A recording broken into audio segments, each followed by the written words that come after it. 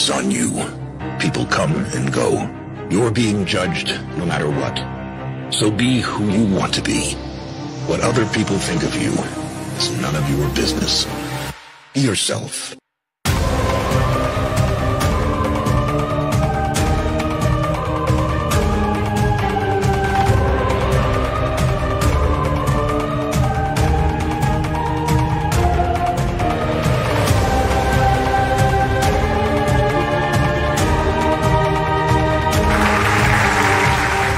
عزیز که این افتخار رو به ما دادی که بتونیم هنرامون رو با شما به اشتراک بذاریم.